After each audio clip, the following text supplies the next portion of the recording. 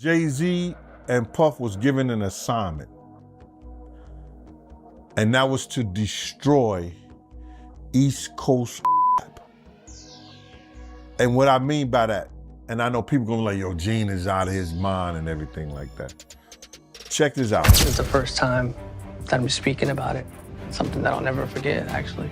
I think my life changed a lot from that day, and I've never really recovered. For nearly 3 decades, theories and rumors have swirled about who was truly behind Tupac Shakur's fate. Arguments, debates, and endless speculation have kept his story alive, but now, a voice from the inside has broken the silence. That voice belongs to Gene Deal, former bodyguard for Diddy, and his revelations cut straight through years of mystery. Since 1996, the world has believed Tupac was gone, his death reported, mourned, and etched permanently into hip-hop history. But what if that wasn't the full truth? What if Tupac didn't die that night? Deal's recent statements have reignited speculation across social media, suggesting he may hold the missing piece to the puzzle fans have been chasing for decades. Could Tupac still be alive? According to Gene, Diddy's problems with Tupac went far beyond music industry competition or the well-known East Coast versus West Coast feud. He claims the tension ran deeper, rooted in raw hatred and fueled by something intensely personal. Check this out, brother. Is that New York rappers was getting 80 to 100, 800 to 1.2 million, or some larger than that, and to sign with labels back then. And they was getting a lot of money to make albums and records. When they had guys down south that these labels was paying $250,000, $300,000 on record deals, and these guys was bringing back platinum albums and everything like that. So what they had to do was, they had to keep. If Gene's words hold any truth, Diddy didn't just see Tupac as a rival, he wanted him gone. No gray area, no industry politics to hide behind. And here's the unsettling part. This isn't street gossip or fan-made conspiracy. These are claims coming from a man who shadowed Diddy daily, traveling with him, working under him, and witnessing the tension firsthand. Gene insists Diddy wasn't subtle about it either. The threats, he says, weren't whispered in the corner of a club or buried in coded lyrics. They were blunt, direct, and chilling in hindsight, like dark foreshadowing of what was coming. What makes it even more disturbing is how casually Diddy allegedly expressed it, as if targeting Tupac was just another part of business. And when you stack Gene's words against resurfaced court documents, Diddy's name tied to payouts, whispers of bounties, and his fury over "hit 'em up," the picture starts to sharpen. Suddenly, it doesn't read like random gossip anymore. It feels like a puzzle clicking into place. This wasn't just rap beef. It wasn't just East Coast versus West Coast posturing. It was betrayal, pride, money, and power colliding in a storm that turned deadly. Gene pushes the narrative even further, painting Diddy less like an angry rival and more like a calculating boss pulling strings. But then comes the twist. Tupac may have known. Imagine it being at the peak of your fame, reshaping the culture with every song, while carrying the knowledge that someone powerful was plotting your downfall. Gene suggests Tupac wasn't blind to the threat. He might have even been bracing for it, and that's where the story takes its wildest turn, because the whispers don't stop at Tupac was targeted. They go deeper into the idea that he staged his own disappearance. That after the gunshots, the hospital chaos, and the headlines mourning him, Tupac Shakur may not have been gone at all. Sean had to take responsibility for what he did as an individual. Sean is the one who pulled that gun out. Sean is the one who shot. So he has to take responsibility for that. Here's where things take an even darker twist. Another wild story has surfaced, this time from a retired police officer named David Myers, who's reportedly claiming he helped stage Tupac's death. According to reports, Myers is now in critical condition at a hospital and has begun confessing secrets he says he can't take to the grave. He admits he was paid a staggering $1.5 million to orchestrate the cover-up and keep the truth hidden. "The world needs to know what I did," he allegedly confessed. I'm ashamed that I let money silence me, and I can't die without telling the truth. The story everyone knows is that Tupac was fatally shot in Las Vegas on the 13th of September, 1996. But Myers paints a very different picture. He claims as many as 30 people were paid off to make the plan believable: cops, paramedics, even supposed eyewitnesses. And it doesn't end there. According to Myers, Suge Knight himself, now serving time on serious charges, was in on it too. To seal the illusion, he says a body double was used, with $50,000 handed over to ensure the stand-in was the one taken to the morgue. If Myers is telling the truth, the story of Tupac's death may not just be one of tragedy, but one of the greatest staged disappearances in music history. Tupac actually escaping from the University Medical Center here in Vegas and relocating to New Mexico, getting protection from the Navajo tribe. This theory has been circulating for decades, and when you dig into certain details, it starts to feel a lot less impossible. Take the night of the shooting, for example. Tupac was known to wear a bulletproof vest almost everywhere, even to nightclubs. Yet, on the night of a high-stakes Tyson fight, when tensions were sky-high, he left it behind. Was that simple overconfidence or part of a larger plan? Then there's the autopsy report, which raises even more questions. The listed height and weight didn't match Tupac's actual stats. The coroner who handled his case abruptly left the job soon after. Hospital records don't perfectly align with the official timeline. And perhaps most chilling, Tupac's own mother once said her son chose to leave quietly. To some fans, that sounded less like grief and more like a carefully veiled hint. He put that back in his waist and got coming out the with it.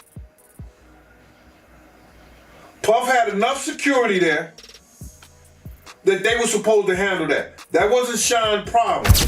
Add to that the countless reported sightings, locals in Havana swearing they'd seen Tupac strolling through street markets, blurry photos surfacing of a man in his 42nd with that same unmistakable stare.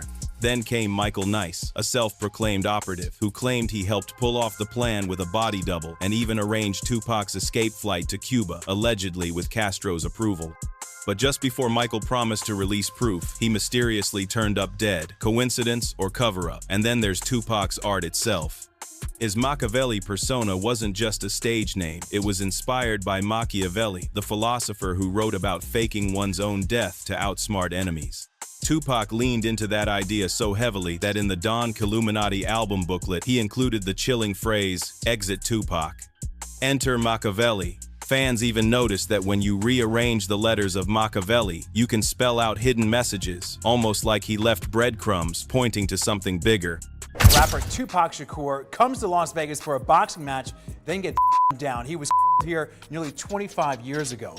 But there are some fans who believe a conspiracy theory that Tupac is in fact alive. 7 albums were released after Tupac's so-called death, not just scraps or unfinished demos, but tracks that felt raw, urgent, and almost too alive for someone who was supposed to be gone. Were they simply the result of his relentless work ethic or carefully planted messages from someone still watching from the shadows? When you connect these dots with what Gene Deal has revealed, the story takes on a much darker tone. If Diddy truly put a hit squad on Tupac, then what many called paranoia wasn't paranoia at all, it was survival. Think about the weight of that.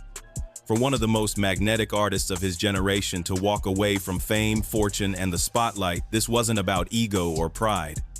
It was about something far simpler and far more human, staying alive. I don't think they are to him. I think they more so, they don't want him to embarrass their reputation and things that they've been known for. You understand? Which brings us to the biggest question of all. What was the final trigger? Was it the alleged bounty Diddy supposedly bragged about in a crowded room, offering millions to take out both Tupac and Suge Knight? Was it the constant weight of gang politics, the label wars, and the blood already being spilled around him? Or was it something even deeper buried in sealed police files and court transcripts, where Diddy's name reportedly surfaced nearly 50 times? If Gene's account is true, then this wasn't just a rap feud spiraling out of control. It was a calculated move, a betrayal so heavy it pushed Tupac into making the most extreme choice of his life. And if that choice was to walk away rather than die, then everything we thought we knew about September 1996 might not be the ending at all, but the beginning of an even stranger story. Gene's revelations may only be the first crack in the dam. Since he spoke out, more fragments have surfaced: old police interviews, buried court records, and repeated claims that Diddy wasn't just mentioned in passing, but named again and again. Allegedly, even caught declaring he'd put up millions to make sure both Tupac and Suge were wiped out. He got a lot of bad press behind that big stuff. He got a lot of bad press behind that Tupac, stuff. And any place he go, you're gonna find somebody who loved Tupac or loved Big. You understand? And the fact that he's been known to put his hands on women is another problem. And this is where the story turns even darker. Those close to the scene whisper that Diddy wasn't operating alone. Behind the polished image, they claim, was a tight inner circle, a hidden squad with one job: eliminate the problems money couldn't fix. Enemies, critics, inconvenient voices. Allegedly, this crew handled them all. Normally, talk like this would sound like conspiracy theory territory. But when you step back and notice how many witnesses tied to Tupac's case, or even to Diddy's more recent scandals, have vanished, backed out, or suddenly gone silent, it stops feeling like coincidence. Even now, in Diddy's current trial, that same chilling pattern seems to echo. One of the women involved, identified only as Victim 3, abruptly dropped off the radar. Her lawyer cut off communication. Prosecutors admitted in court they weren't sure she'd ever testify. Was that just bad luck, or the same quiet machinery Gene Deal described decades ago, still grinding in the background? Prosecutors in New York have already hinted that Diddy's empire didn't just operate like a record label.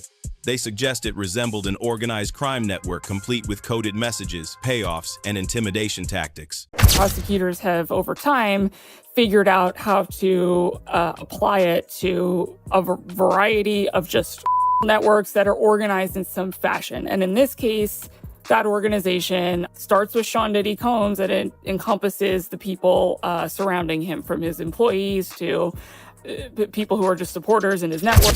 The comparison to Suge Knight is impossible to overlook. Suge wore his reputation on his sleeve. His threats were loud, public, and often violent. Diddy, on the other hand, played a different game. His alleged moves were hidden beneath tailored suits, red carpets, and platinum plaques. And if that rumored inner circle truly existed, a shadow squad tasked with silencing problems money couldn't solve, then today's silence starts to make sense. It explains why witnesses go quiet, why stories collapse, and why people tied to the truth seem to vanish before they can ever speak.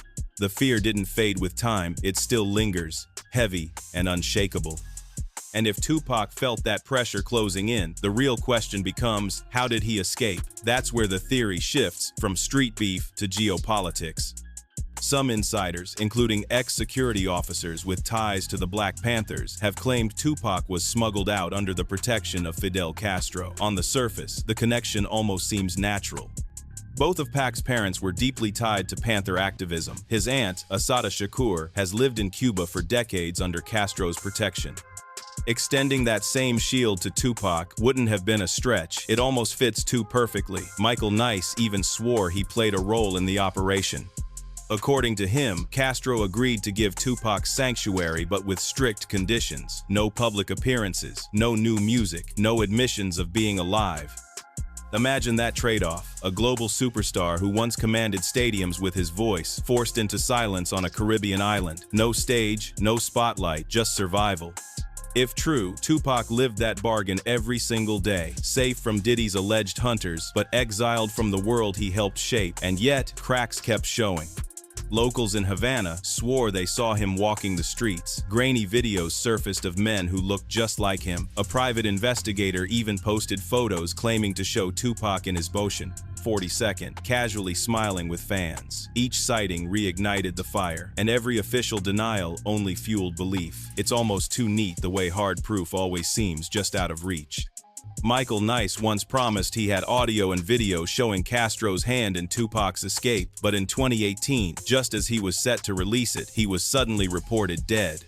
Investigators who dug too deep into the Vegas shooting met similar fates blocked, reassigned, or quietly discredited.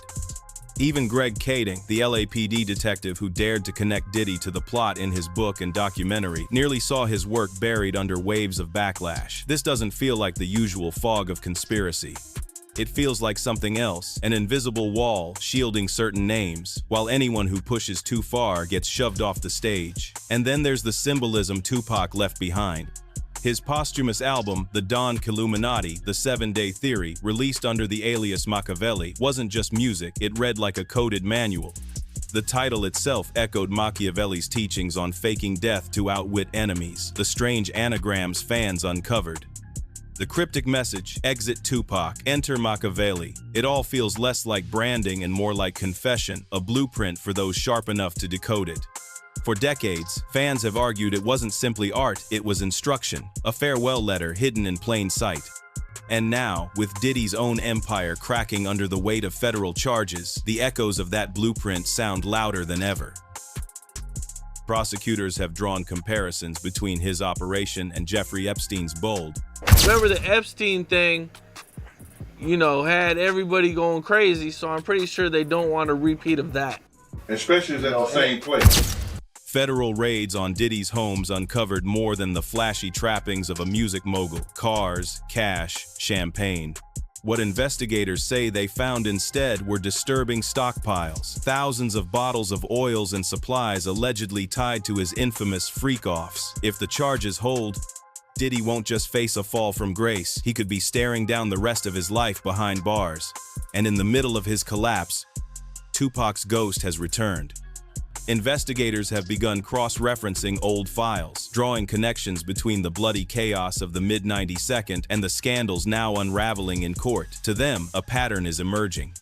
Back then, insiders tied Diddy to a plot against Tupac. Today, prosecutors describe him as the mastermind of a machine built on intimidation, loyalty, and silence.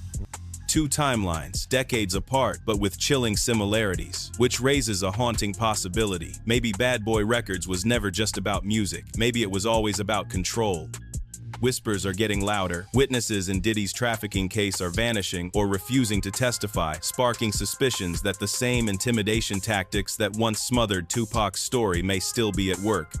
But this time, the courtroom could be where decades of rumors finally collide with hard evidence. For years, Bad Boy was painted as the story of ambition and success. But if prosecutors prove their case, that rise could be recast as something darker, a carefully maintained empire of fear, payoffs, and shadow deals. Suddenly, the whispers of $1 million bounty on Tupac don't sound like wild conspiracy anymore. They sound like part of the same playbook. Now fans are left asking, could Diddy's downfall finally drag buried secrets into the light? Because when federal agents raid mansions, track money trails, and sift through sealed records, they're not just dismantling one man's empire, they're pulling at the threads of a machine. And once the machine unravels, the mystery of Tupac's fate might spill out with it. Ready or not, what's chilling is how much this feels like the fall of a dynasty. Once, Diddy was the face of glitz, power, and unstoppable success. Now, those same stories paint him as a man who built his empire on intimidation, hiding darkness behind the flash. Whether courts ever prove his direct link to Tupac or not, the overlap between today's charges and yesterday's mysteries leaves one possibility hanging heavy in the air. The same hunger for control driving his current scandals could have been the very force that made one of hip-hop's brightest stars vanish. And that changes everything. If Diddy truly funded a hit squad, if he really bankrolled $1 million bounty, then Tupac's so-called ending in 1996 might not have been an ending at all. It starts to look less like a tragedy and more like a high-stakes chess game, where Tupac's last move wasn't another diss track, but his own disappearance. The threats, the cover-ups, the whispers. Piece by piece, they've been there all along, waiting to be assembled. So here we are, staring at one of music's greatest mysteries. Was Tupac truly a fallen legend or a ghost in the shadows watching it all unfold? One thing is certain, this story isn't finished. As Diddy's empire crumbles, the shadows grow longer. What do you think? Is Tupac gone or still out there, waiting for the right moment to return? Drop your thoughts below, because in the world of power, fame, and secrets, nothing stays buried forever. And don't forget to like, share, and subscribe for more.